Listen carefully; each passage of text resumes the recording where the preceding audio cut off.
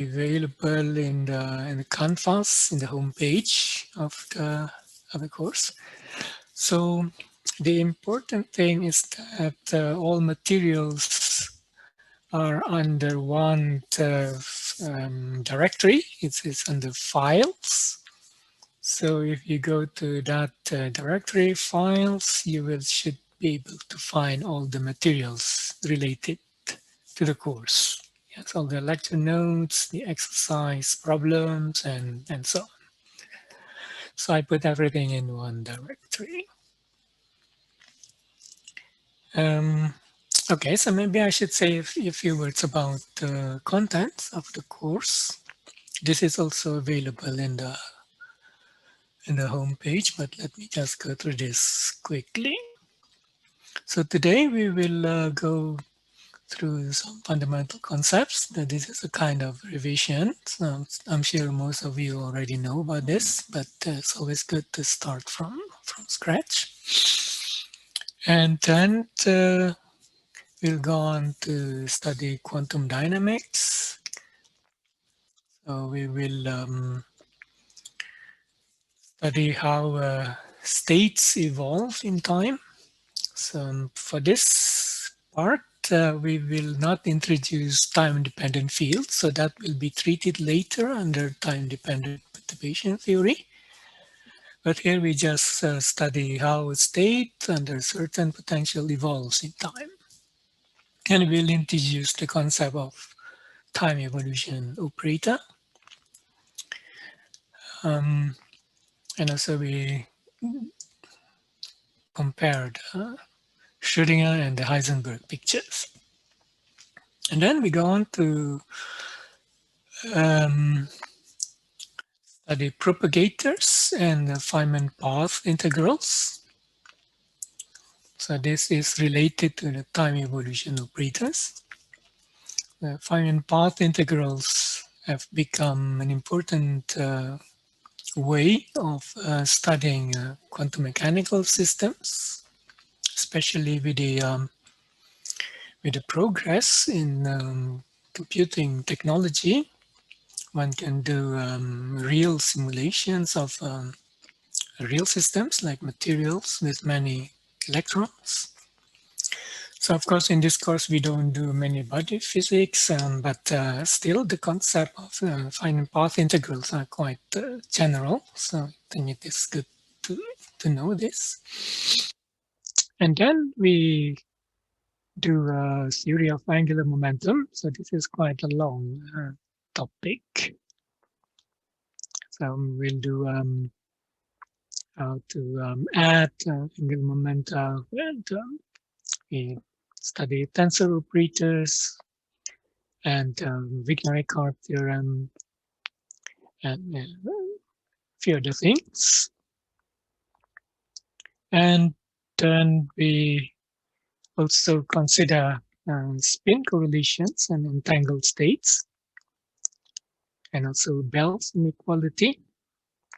So this kind of topics become very popular recently. Entanglements, so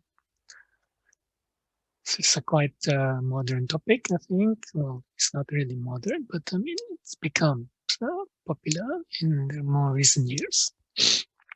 And then we also do von Neumann density matrix. So this is quantum mechanical approach to statistical mechanics, and it's related to statistical mechanics. Then we do symmetry in quantum mechanics. In particular, we study time reversal symmetry. So it's one of the most important symmetry in quantum mechanics. Then we do time-dependent perturbation theory. So this is where we introduce time-dependent potentials, and we will develop a general way of treating time-dependent potential. Again, using a time evolution operator picture. And then the final topic is on scattering theory. So this is maybe most difficult in the sense that there's a lot of math and it's not as clean as the other topics. So it's also considerably longer than the other topics. So these are the main topics. I hope you get some idea what the course is about. And yeah, so what are the practical things I have to say here? Yeah, so the textbook. So this course is based on a book by Sakurai, and this book is available from the library, from our library as an ebook, so you can download the book. But so the link is available in the homepage of the course. But I think you are not supposed to print out this book. So because of some copyright reason, I think. So I think it's a good book. It's used in many other places also. Yeah, it's relatively concise and so it's nice. So I have my lecture notes. So I follow the contents of this book. Mm, so it is based on that book, but there are some things which are different. So there are several places, several topics which are treated differently from the book, from those in the book. Yeah. And then we have exercise classes, so once a week. And the person who takes care of this is a PhD student. I think it's called Drilon Zenele. Yes, I get it right. So I'm not sure if Drilon is here. Maybe not. But he will take care of the exercise classes.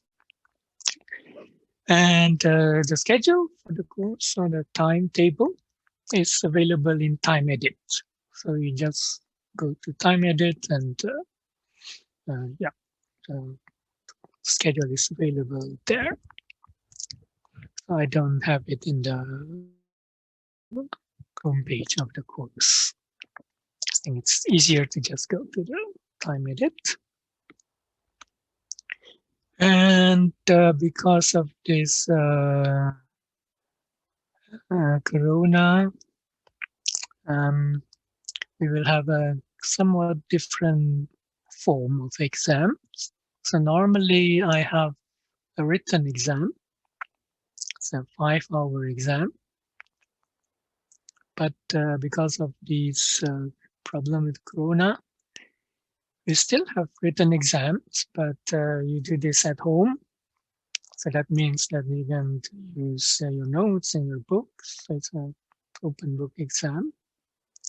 But you have to do this within a limited amount of time. So it's nothing like has something like 6 hours or so, because some practical things you will have to do, like converting your answers to PDF file and so on. So you have, I think you have enough time. You have plenty of time. That's 6 hours. And I might also want to have a kind of oral exams, which are mainly based on these on the written exams, because I will have to check that you have done all these things by yourself. Yeah. So what else do I want to say here?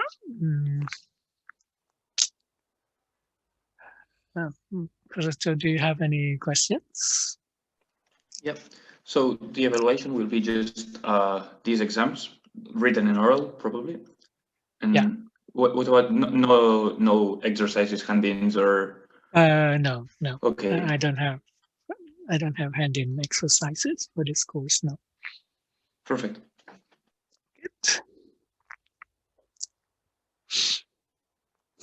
Are there any other practical questions that you would like to know? I had one about the exam. So Yes. there's a slot on the 3rd of June, 8 to 1.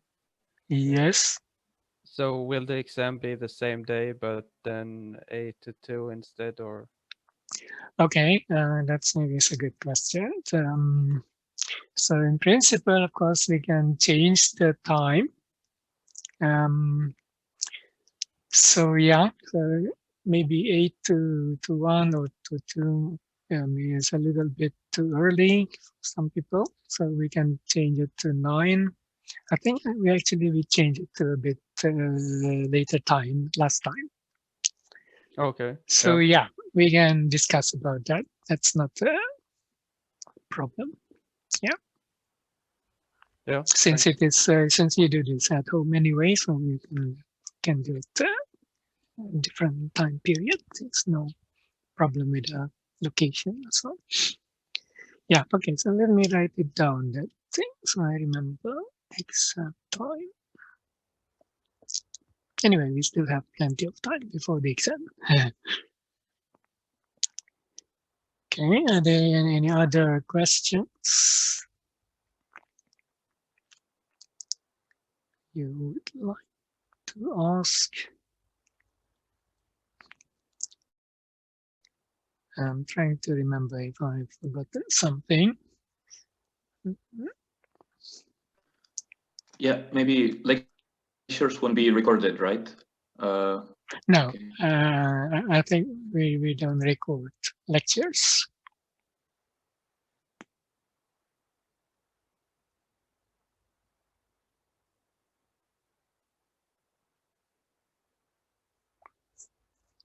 Okay, if there are no more questions, then we can start. Of course. So today we'll do some kind of revision or repetition of things that probably you already know these things. So yeah, so we start with completeness relation. So we have discrete states. That is an important relation. So you have these completeness relations, and you have to sum for all states of the states phi n that span the Hilbert space of your problem. So it is important to define the Hilbert space, because what we mean by one here means that you span all the states in the Hilbert space. So for example, if we have a spin half states, so then we just have spin up and spin down states defined with respect to a certain axis, let's say the z axis normally. Then this completeness relation, I don't know why that doesn't appear here. Must be my iPad here. Should be live here. I think they're there, but they're just very, very light, so they're not exactly Very visible light on the screen. Yeah, I can see them. You can see. Okay, good. But I think somehow is related to this iPad because it appears in my Windows machine. Okay, anyway, that's practical thing. Okay, so you have this then two states. So you just do this thing here. So that's one. That's a unit operator. However, there are also cases, so variables which are continuous. And for example, if you have position variables, this can be continuous, or momentum variables can be continuous, Also, energy can be continuous if you have free particles, for example. So in the case of continuous states, then we will have kind of natural that we will have an integral like that. So the I can never remember what this is called here. Xi or whatever is a continuous eigenvalue. So it's a continuous variable. So then you have an integral over this variable instead of a summation. So I have some examples here. So for position eigenstates, you will have this kind of completeness relation. You have an integral over the x variable, which is continuous. And we can think of the completeness relations as a projection operator. Actually, it is a projection operator. So if we apply it to a state, so this is just one here, then of course it doesn't do anything, but it gives a spectrum of the state. So this gives the coefficient of that state in the particular state phi n. Yeah, so it's a projection operator. It's a bit like a prism that when you shine a light, it will spread the light into different components. It is like what you have here. And you apply this completeness relation on state, it will give you the components in the different bases phi n. So that's for discrete states, and for a continuous state, you can do the same, except that you now have an integral. So these are just one here. Okay, I think that's clear.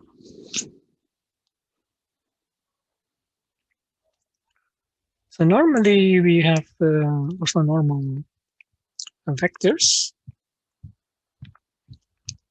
So for discrete states, then we just have this relation here.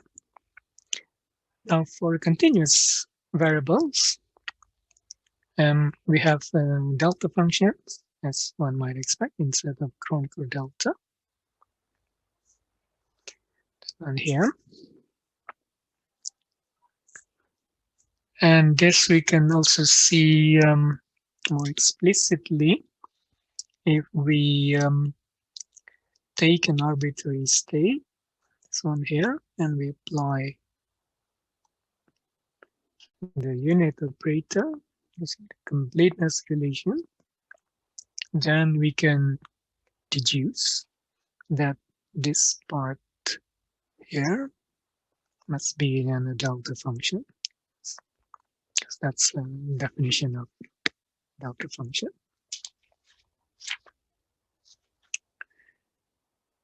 So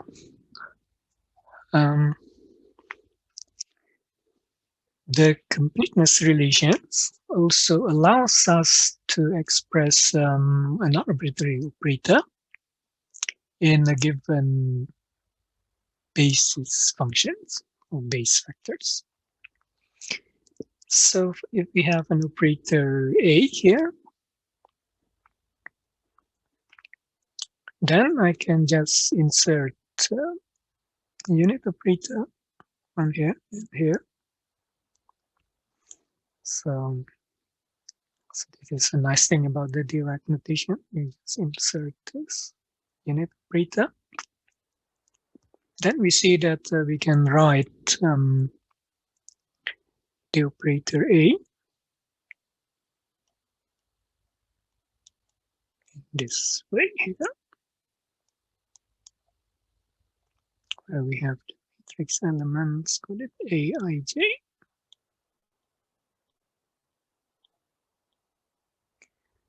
Like this.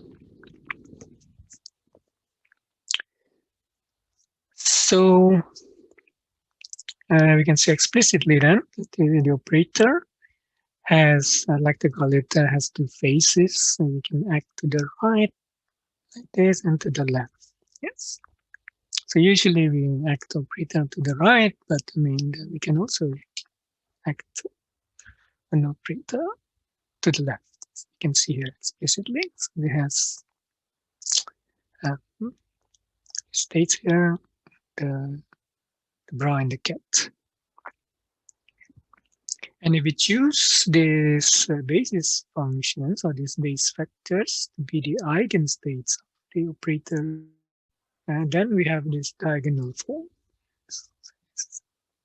Say we choose states to be the eigenstates of operator. So this expression is very useful, and insert this in some expressions. So you work with base factors.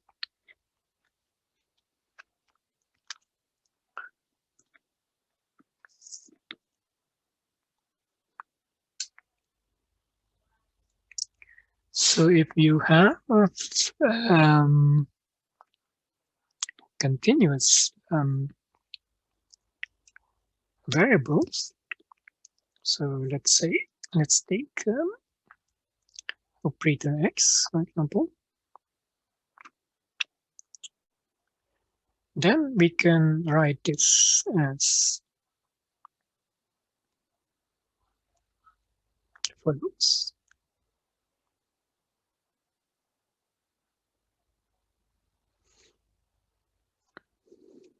Times the eigenvalue, so x like this.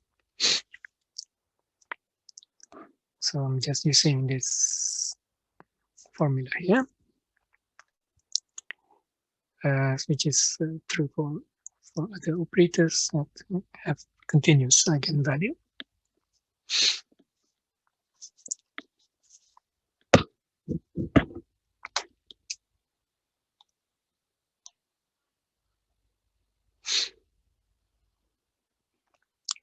Okay, so those are some very basic things. So now we want to introduce the concept of space translation operator. As it turns out, this space translation operator is very much related to momentum operator. So we define the space translation operator in this way here.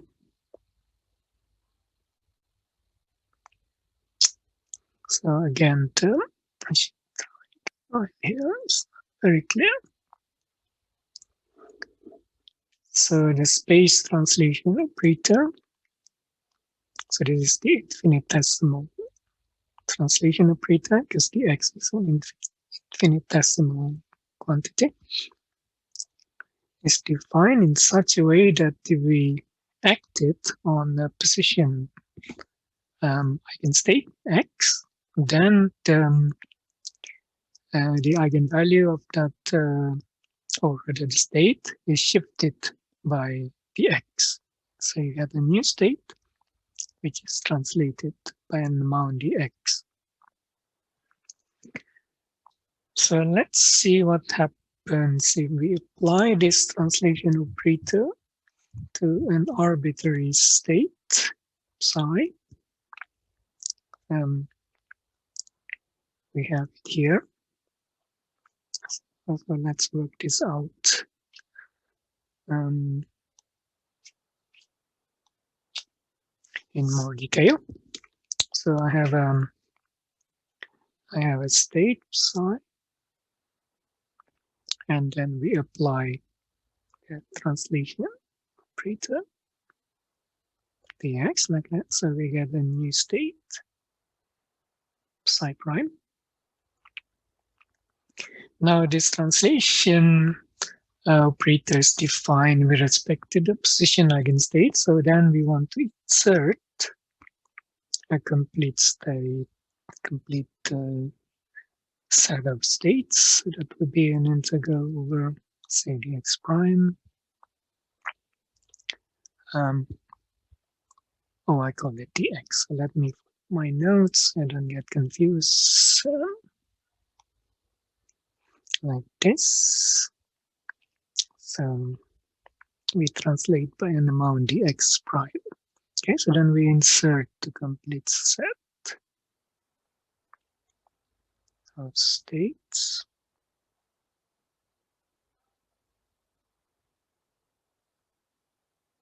That, so we haven't done anything. We just insert a unit operator in between the operator and the state.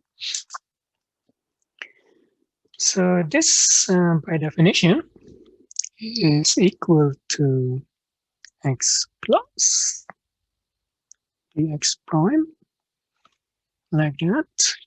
And this thing here is just the wave function. So x. So now we can make a change of variables. So we can call this, say, x double prime. So then x is equal to x double prime minus dx prime. So dx is just the same as dx double prime. It doesn't do anything. So we have an infinite range here from minus infinity to infinity. So then I can just write it this way. So this becomes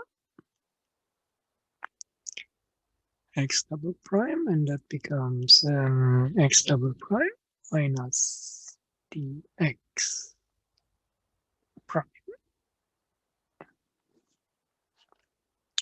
So now if I make a projections on a position eigenstate,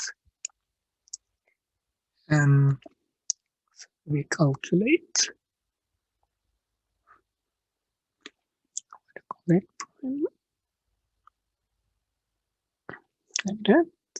So that's what psi prime x prime. So then if that's equal to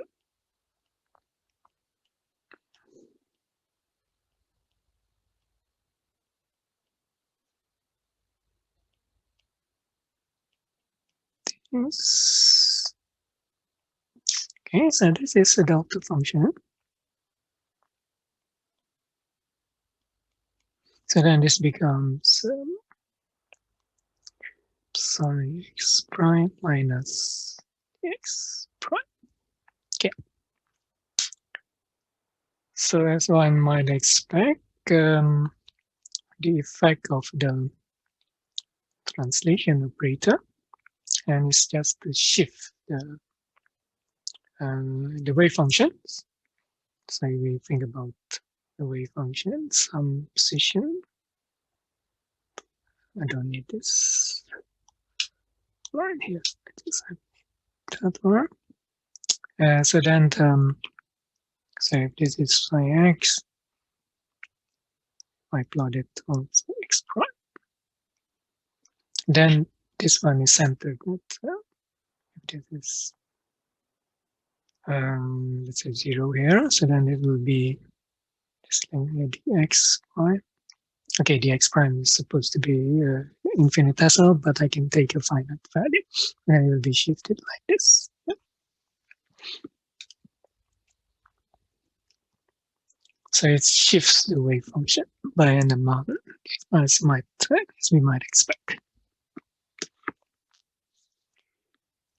Okay. Let me erase this thing, go back to this one here. Now, this translation operator is unitary because it does not alter the length of the vector. So this means that if we take the overlap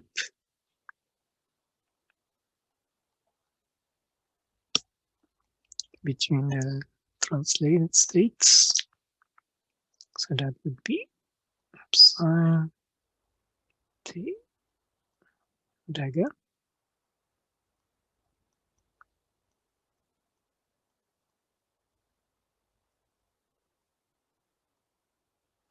something like this. So this is our psi prime here. Then we define that this does not alter the length of the vector. So then we have this unitarity of the translation operator.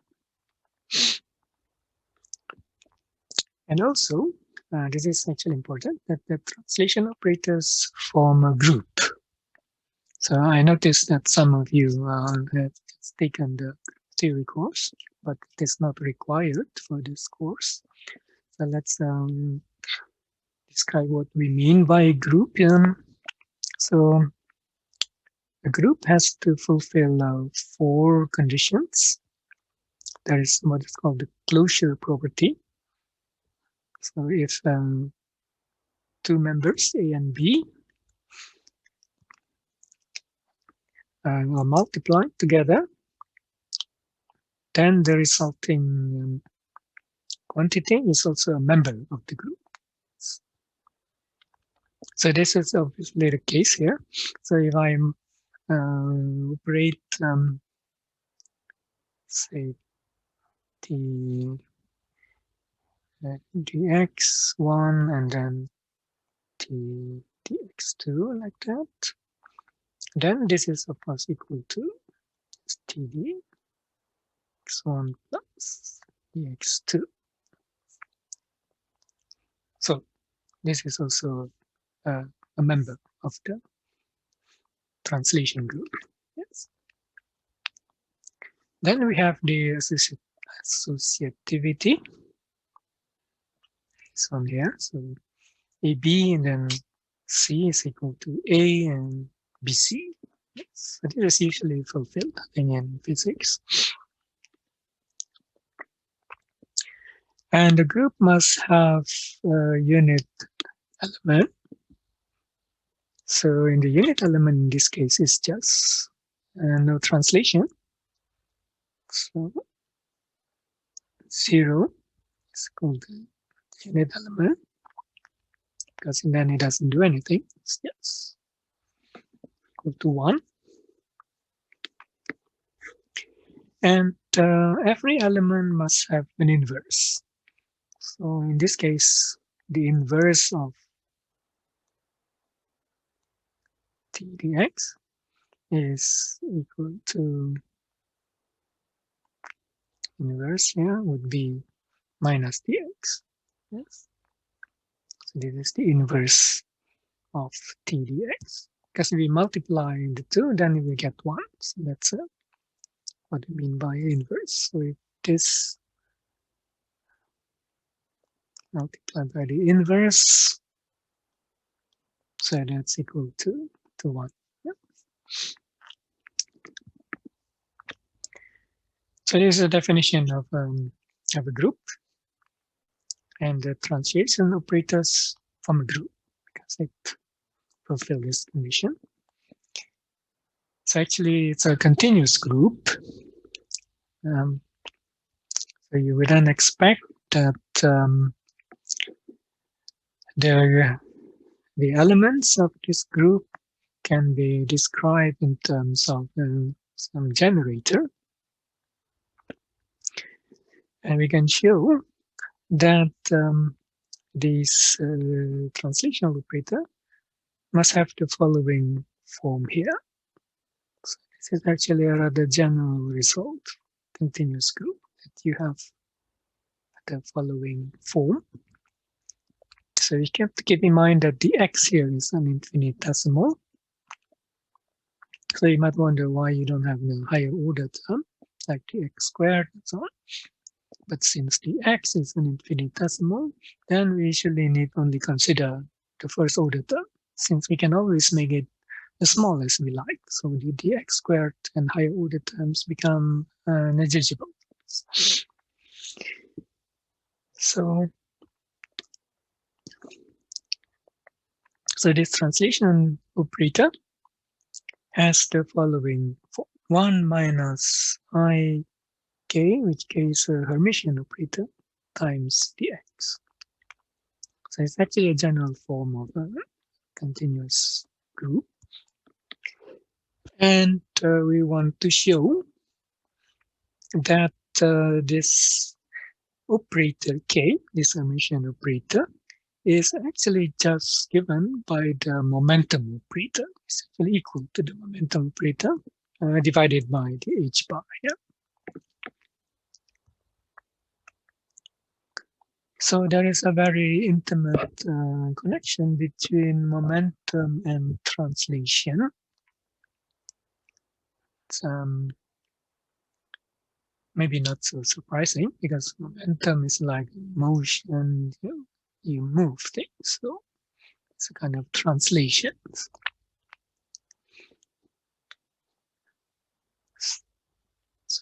Classically, we usually think of momentum with a motion. Kinetic energy, for example, is associated with the motion of particles. But in quantum mechanics, we don't seem to have this motion. The momentum operator, as you know, is expressed as a derivative with respect to the position. It acts on a wave function, which does not seem to involve any velocity or anything like that.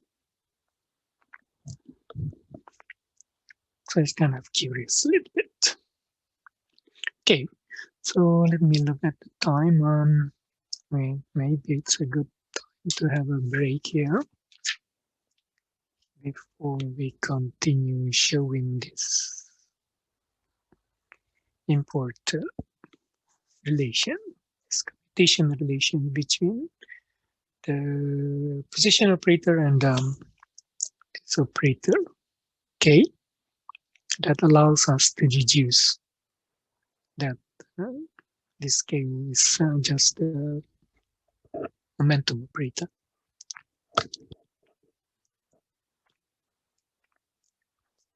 So, are there any questions up to this point? Will you upload the slides afterwards? Yeah, I can do that. Yeah. Okay. Okay, let me write it down. Upload files, yes. So most of the things I have in these slides are available in the lecture notes, I think, and more detailed actually. So what I have in the slides are just kind of the main points. Yeah, but yeah, I can upload the files. There are the questions before we take a break. Yes, actually, I was 2 minutes late. Sorry for that, and I think you called my name in these 2 minutes. Yes. So I'm sorry. What's your name? Lucas Bezio. Lucas Bezio. Okay, good. Thank you. Thank Sorry. you. So I have no problem.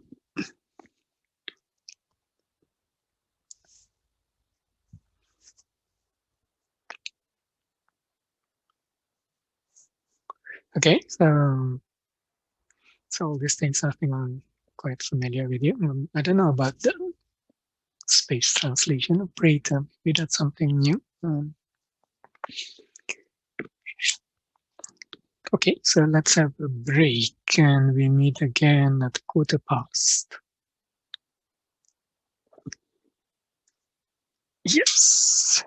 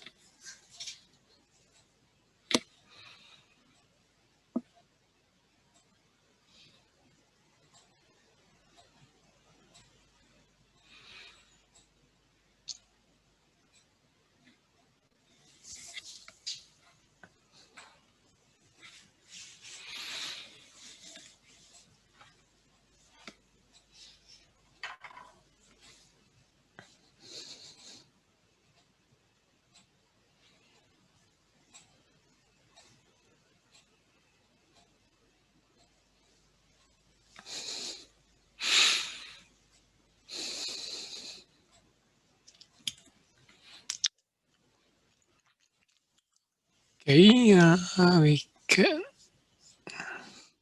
continue, I guess. So everybody's back. So we talked about space translation operator, this TDX here. And we say that it has the following form. So this form then fulfills the conditions we have, that it is unitary, and also it fulfills the group properties. So we have shown that it fulfills the group properties. And it's also easy to see that it is unitary. So I mean, if you multiply the two,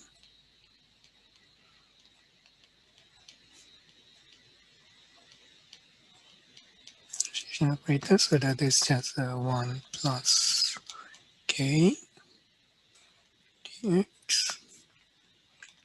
1 minus k dx, like that.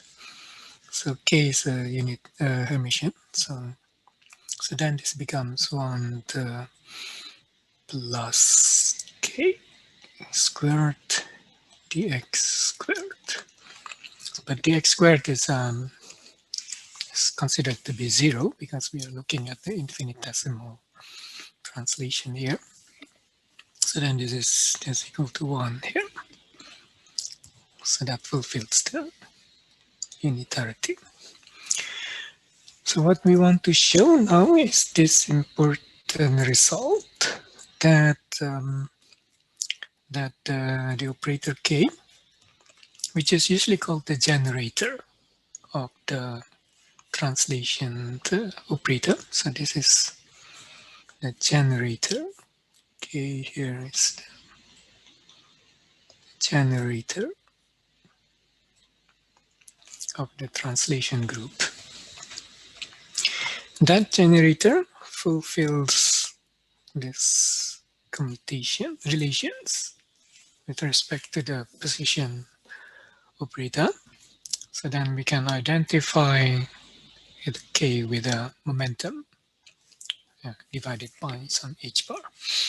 Okay, so let's try to show that, because that's an important result. So to do this, we look at the commutation between the position operator. So I don't put a vector, but x here, strictly speaking, is a vector. It's a vector operator, but I just write it like x. So it's not too messy. Like that. So dx prime is also a vector in general, but I just write it like dx prime. So let's act it on some position vector, because the t is defined with respect to position eigenvector, and we want to see what happens to this commutator. What is this commutator? So we just follow the definition of commutator. So that's just x t dx prime minus t dx prime, like this, acting on state x prime. And we just follow the definition of the translation operator. So that becomes x. So become x prime plus x prime by definition. Now we have minus t x prime. So we do this step by step to illustrate what this operator means. So x acting on the x operator acting on x prime, well, that just gives me the eigenvalue x prime. So this is now, x prime is now a number.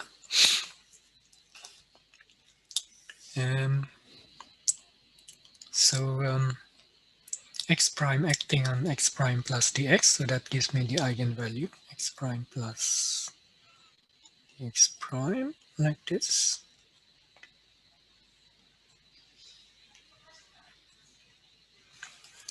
So, and t dx prime acting on x prime, that just shifts the state by dx prime, so then I get x prime plus dx prime.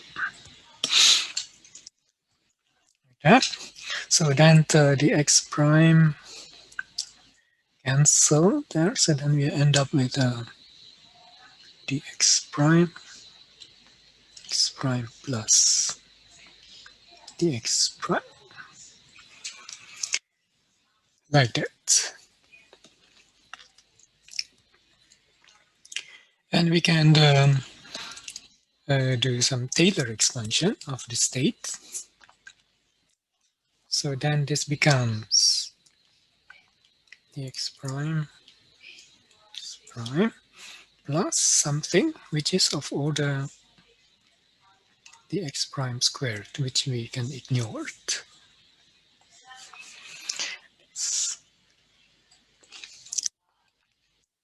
So it may not be obvious how you can do this Taylor expansion, but you can do this more explicitly by introducing some basis vectors, like what I have in the notes here. So you can show it explicitly that it really that this state here is really equal to state x prime plus something of order dx prime. So then if I multiply by dx prime, then this thing becomes something of order dx prime squared, which can be ignored. So then we conclude that since x prime is an arbitrary vector, okay, we get x commutator with dx prime is equal to dx prime. So the commutator gives something which is equal to the amount of translation, dx prime. So as I said before, these are all vectors. X is actually a vector. So we look at a particular component. Let's say x. So let me put the vector here. A vector here. A vector like that. So we look at the x component, for example. So then we get as the x component.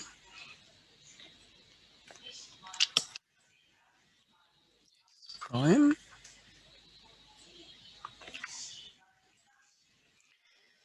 So we use the fact that this t is equal to 1 minus ik dot dx prime, like that. The vectors now. Then we see that this is equal to minus I x. Wait a second.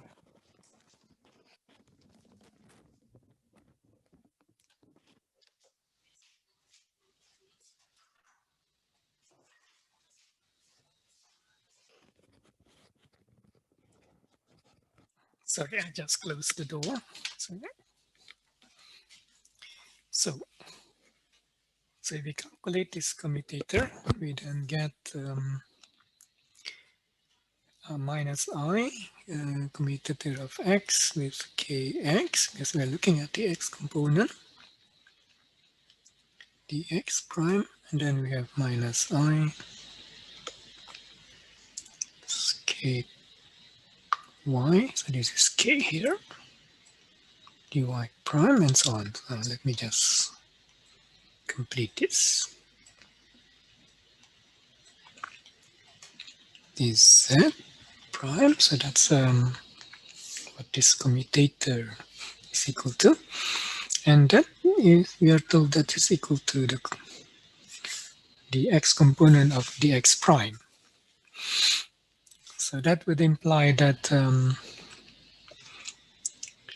this thing here is equal to 1, and this thing is equal to 0, and this is equal to 0. So then if we look also at the y and z component, we'll find that we have the commutation relation that we are looking for. So we get, let me write here, xi, we look at a particular component, the position operator, and the kj, so that's equal to I delta ij. So that's exactly what we have for the momentum operator. Then we can identify this generator with the momentum.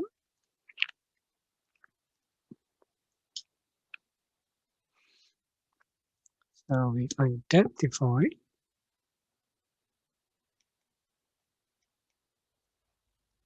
here with the momentum divided by h bar. It's just a constant.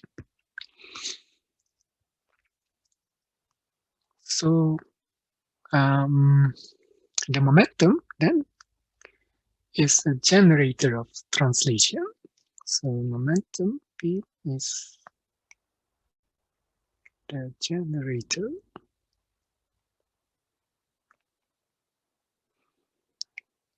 of translation.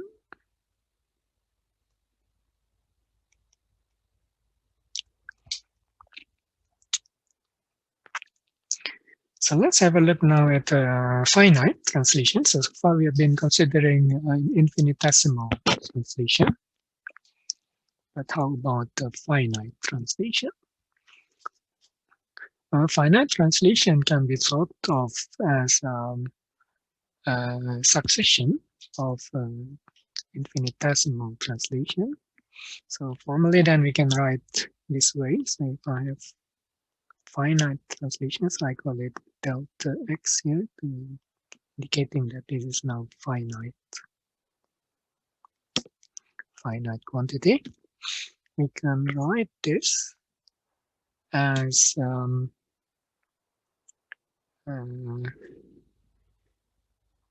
minus ip dot delta x. So we divide this interval delta x into n pieces. This should be divided by h bar. And then we apply this n times. So if I have a finite distance delta x, I divide this into n. So this is then my infinitesimal translation. If n is made to infinity, so we have a limit here, n goes to infinity, you can always choose the n's. It's very large and large, goes to infinity. Then we know from math that this expression is just an exponential. Yes. So this is just equal to p dot delta x. It's a vector here. I should put a vector. And the p is also a vector. Yes.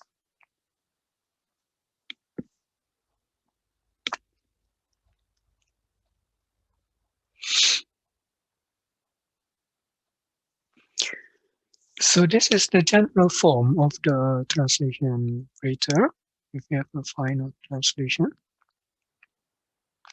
Yes, so it's an important result here. So you say that the P is the generator of translation. It kind of makes sense because it is really the P that performs the translation. So I can always expand this as 1 minus h power p delta x. So this is just 1, so it just keeps the same state. If I apply this to give an arbitrary state, and it is this part that generates the translation. So P is the generator of translation. Later, when we do angular momentum, we can also think of the angular momentum operator as the generator of rotation. So there we have rotation group. So angular momentum is intimately connected to rotation group. And the generator of rotation is the angular momentum operators. So let's just write it down here. Angular momentum operator is the generator of rotation. So this kind of concept is actually kind of general. So it gives a kind of unified view of the several fundamental operators in quantum mechanics. Next time when we do dynamics, quantum dynamics, we also realize that the Hamiltonian can be thought of as the generator of time translation. So each Hamiltonian is the generator of time translation.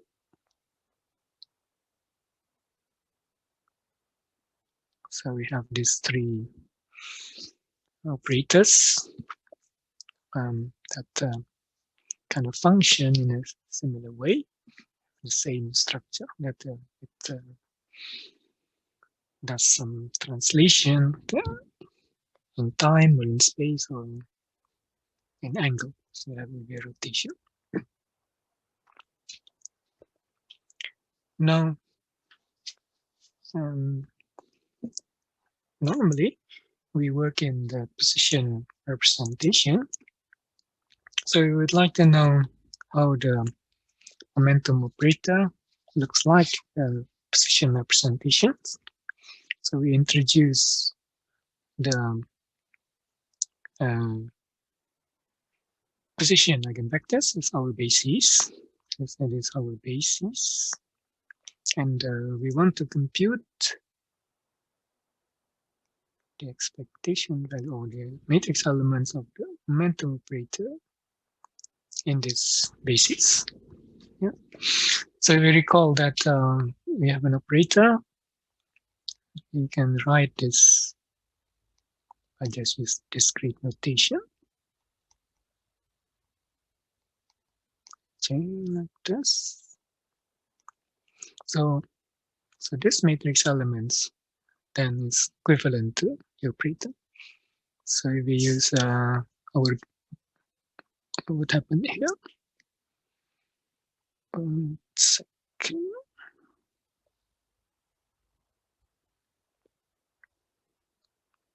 Okay, something happened. I'm sorry. Okay, what happened? Yeah, come back. So if I have an arbitrary operator, then I can write it this way, as we just said, and then this matrix elements in the basis is really just the operator itself. Yes. So we want to compute this matrix elements. That's what we mean by the momentum operator and the position basis. So let's try to do this. So we have translation return acting on psi like that. So we have done this before, so maybe I can do this quickly. We have done this before.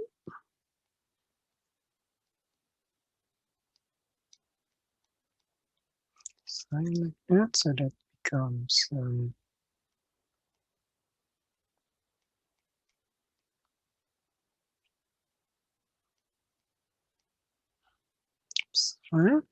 And we do a change of variable, so that becomes x prime.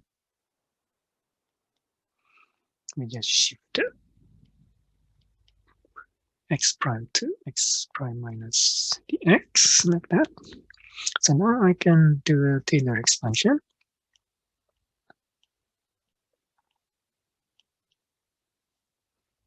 Okay, so I get psi x prime minus dx times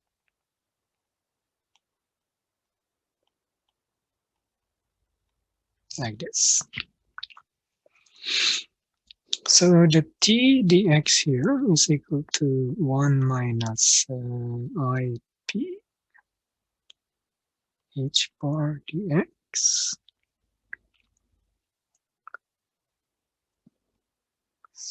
Oh, I call it px in the notes. Okay.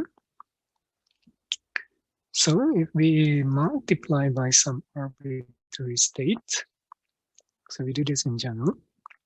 So we take in some arbitrary state, chi, and take the overlap. So I want to do this, and I take like this, the whole thing here.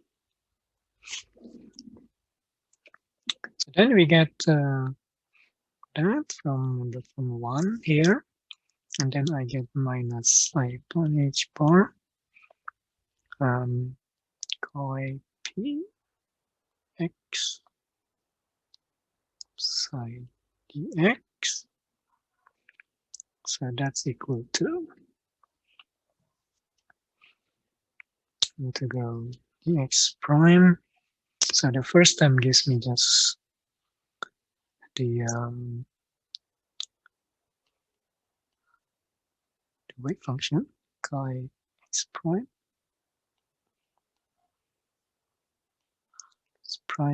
minus dx.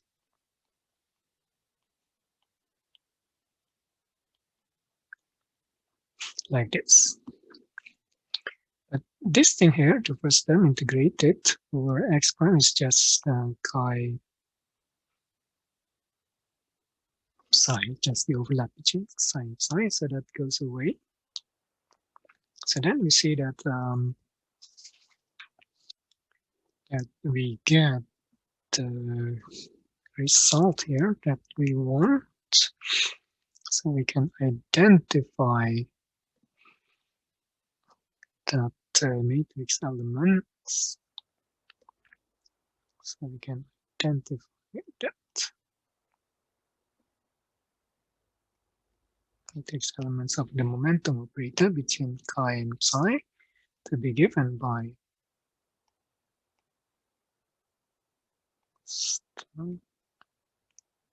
prime, and then I have minus IH bar.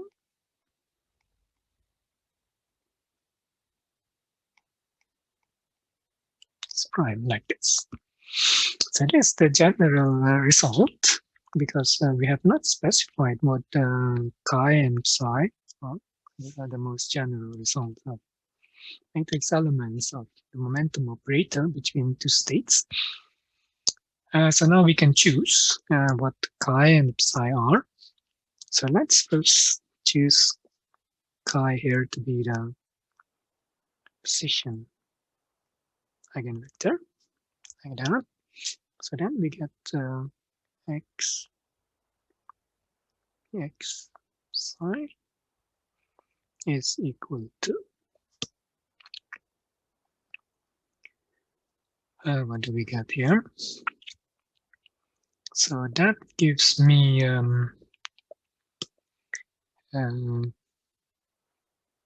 delta function, because this thing is equal to chi x prime. So if we choose chi to be x, then this becomes a delta function. So you might replace the chi with x, then this is a delta function. Okay, so then we get x prime delta x minus x prime, and I have this minus IH bar dx prime psi x prime. So then I can integrate over the x prime because it's easy, it's just a delta function. So then I get minus IH bar d by dx, which is the result that we normally see. So usually we kind of loosely replace the px with minus IH bar ddx. But strictly speaking, when we say that the momentum operator is in the position representation, then we should actually calculate the matrix elements of the momentum operator between two position eigenvectors. To do that, then we replace psi now with x, call it x squared there. So then we get what we want here. So we want to know the position representation of the momentum operator. And that is just one here. Just use this result here, x by dx. So this then becomes x, sorry, this should be, let's see, yeah, so that become x like that, because we replace psi with x prime, and psi x is equal to psi, sorry, this is x, okay, it's just, it doesn't really matter because it's a real thing, so like that. So just to be consistent here, it should be like this. But this is just a delta function. Like that. So this is the position representation of the momentum operator. So strictly speaking, we have this delta function coming in front of the derivatives.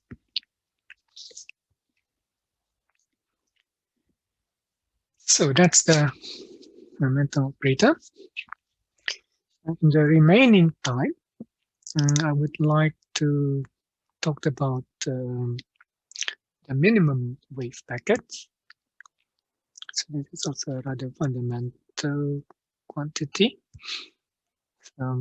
As you probably already know, that the Gaussian wave packets constitute the minimum wave packets. And by minimum wave packets, we mean that the Gaussian corresponds to the minimum of the Heisenberg uncertainty relations between the position and momentum. So delta x delta p will be equal to h bar upon 2. And this is very special to Gaussians. There are no other functions that have that property. Like it's the minimum wave packets. So it's not difficult to verify that the Gaussian fulfills this minimum uncertainty principle, but it is a different method to actually construct from scratch that the Gaussian is the minimum wave packet. So that's what we want to do. So I hope we have enough time. Otherwise, we just continue next time. Okay, so let's write down what we mean by this Gaussian wave packet. So this is just a Gaussian. So I have it in the notes, but let me just write it down. So I will just write it as a constant here, because there are a lot of details not so interesting. And you can see in the notes what this constant is. X, so that's a plane wave. And then we have minus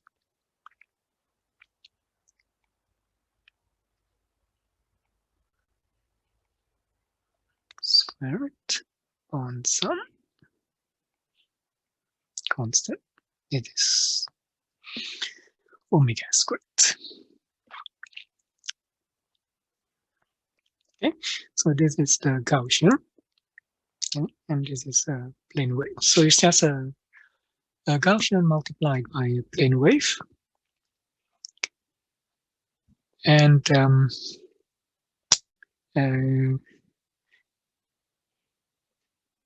we have this uncertainty relation, so delta P or delta X. Delta X times delta P is equal to, so this is important here, so it's equal, not bigger than or equal to, but it's exactly equal to h bar upon 2 for this Gaussian wave packets. So what we mean by delta X here, so delta X is given by the square root of the expectation value delta X squared like this, and the same with delta P. And delta P would be just a momentum version of the we have on the left here, like that. And this operator delta X is kind of deviation operator, so it's X minus the average value of the or the expectation value of the position operator in the Gaussian. Okay, so then if we calculate delta X squared and take the expectation value, so that would then be equal to X minus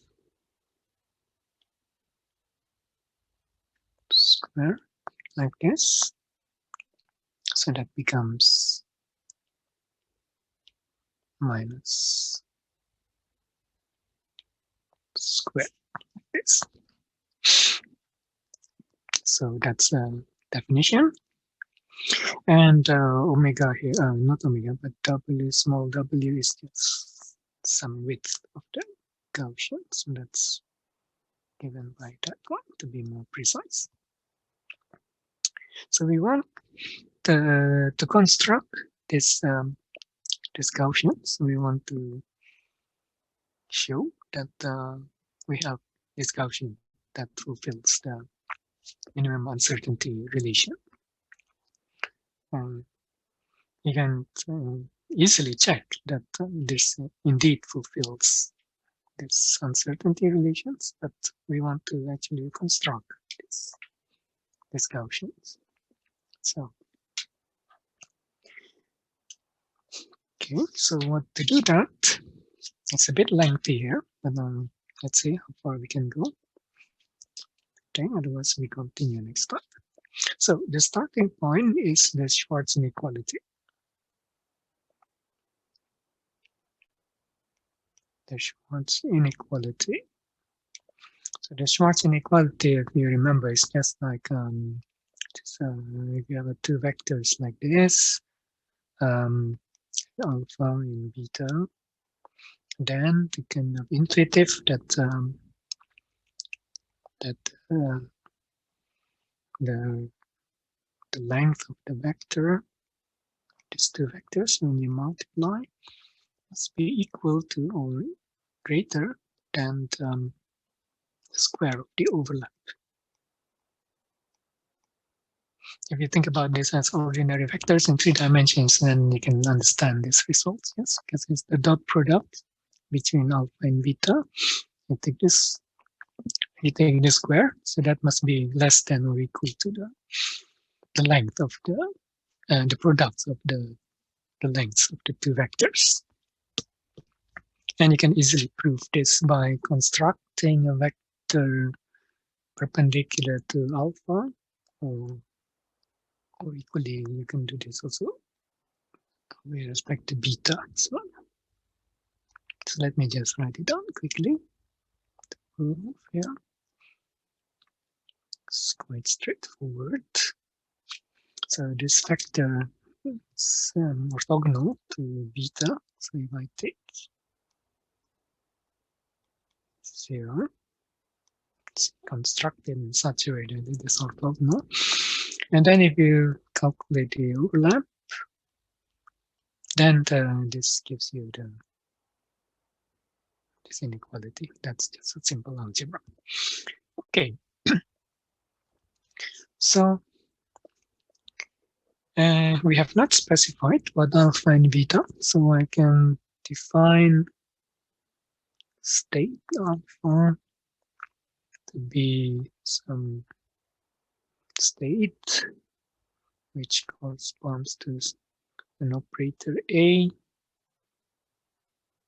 acting on some state F, like this. So we call this, so this is delta A.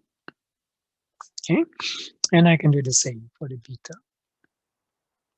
So beta minus beta. Yeah. So this expectation value, this one here, for the moment it can be can be in any state, not necessarily in F. Yes,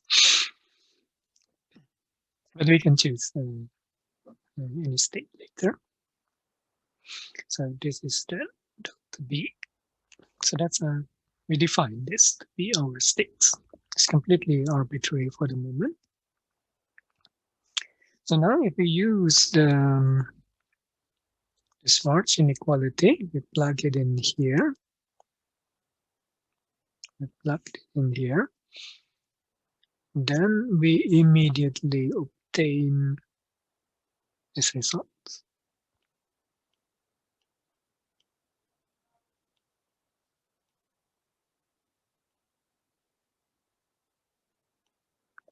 Squared is greater than equal to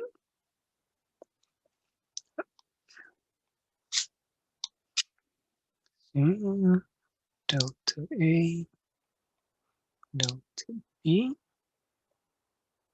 squared. So I'm just using this Schwarz inequality, using this alpha and this beta. So this looks rather similar to the Heisenberg uncertainty relations. If you put delta A to be X and delta B to be delta P, you get something very similar.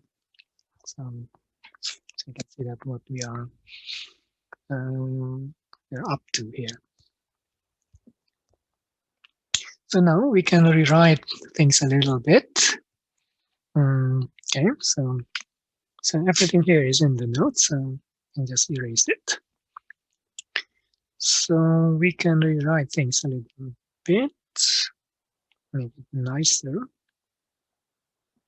So this can be rewritten as the expectation value of the commutator between delta A and delta B plus anti-commutator. So curly bracket means anti-commutator. So that can be easily seen. So these are just equal to AB because the constant commutes with the operator and with another constant. So that is just the commutator between A and B. So the important point to observe here is that this thing here, which I can think of as an operator, is a Hermitian. That's kind of obvious because if I take the dagger, then I get back the same thing. But this thing is anti-Hermitian. Anti-Hermitian. So anti-Hermitian just means that if I take the dagger, that's equal to minus. Okay. So then it implies that the expectation value of a Hermitian operator, we know it's real, that can be proven. And the expectation value of an anti-Hermitian operator is always purely imaginary. So this means that this is purely imaginary. So it has no real component. And this one is real. It's purely real. So then I can, when we take the square of this, then we can write delta A squared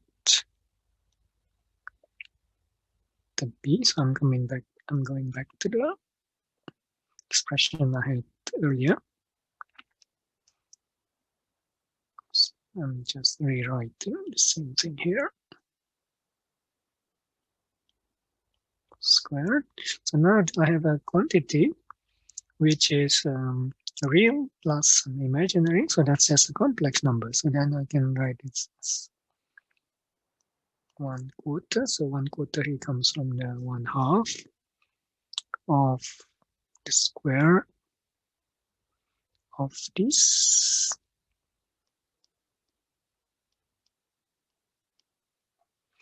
plus 1/4 from this one here. So that would be anti-commutator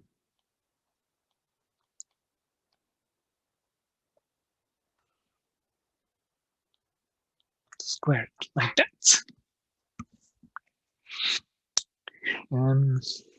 So this is the inequality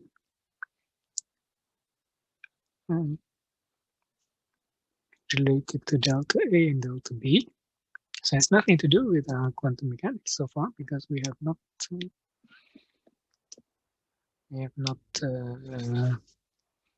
made any statement about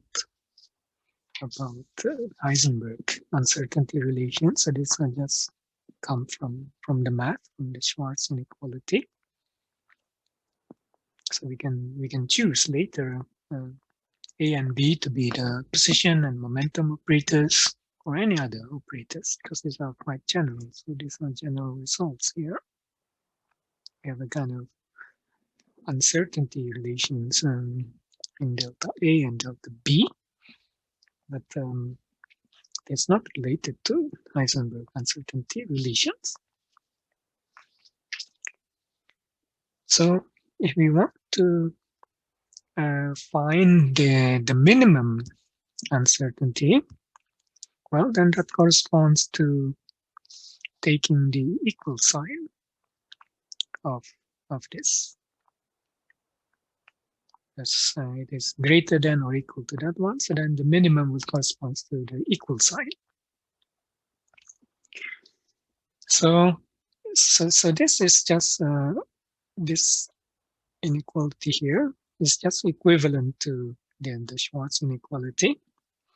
So we look at that. Okay, the time is already 12, but let me just finish here.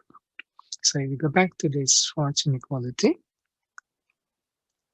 we have this one here. So now we take the equal sign. So that's the correspond to the minimum uncertainty. If we think about the delta A and delta B. So that's equal to delta B, beta, beta alpha. Like that. So we can see that we kind of remove the alpha because it appears on both sides. And alpha is an arbitrary vector, so we can do this. So then we realize that the minimum case, which corresponds to the case where the two vectors are parallel. So alpha is just some constant lambda, call it lambda. So that is the overlap between the two vectors, and then beta beta here like this. So when the two vectors are parallel, then we have the minimum case. Okay, I guess we need some more time here to finish the whole derivation. Maybe we can continue on it's on Friday, because we need another 10 minutes or so. So we are already gone over the time. Okay, so maybe you have questions, I can try to answer.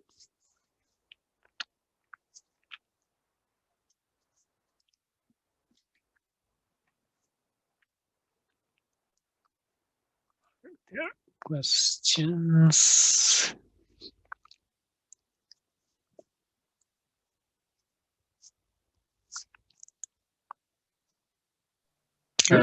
I just have a question about registration for the course. Yeah. Because my application is still under process. Yeah. Because of the late application. Do you have any idea when stuff like that will be sorted out? So the person who's responsible for registration is Eskil Fredriksson. So he's the administrator. So it depends a bit on how busy he is, I guess. So I cannot do anything about this because it's not in my regime, so to speak. So, but you have the address for the link, so you can still. Yeah. Then I'll email them. Great. So I think there should not be any problem as long as you fulfill the requirements for the course. Good. Good. Thanks. And I had a similar question, and you said also to say in the end of the lecture who's been present. So Okay, I yes. have been present. Yes, actually, I have written down your name because I went through the list Thanks. of the participants. Yeah, You haven't read my name in the attendance list in the beginning as well. I talked with that's right. and I registered with Yeah.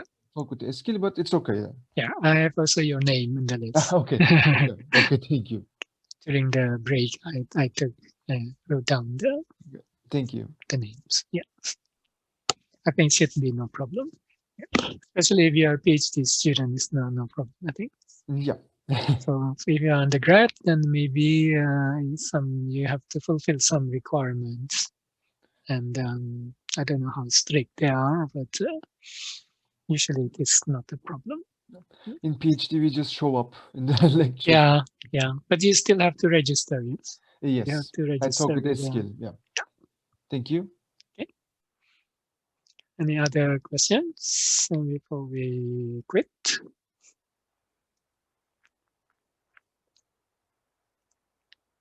Okay, if not, then we meet again on Friday and say goodbye.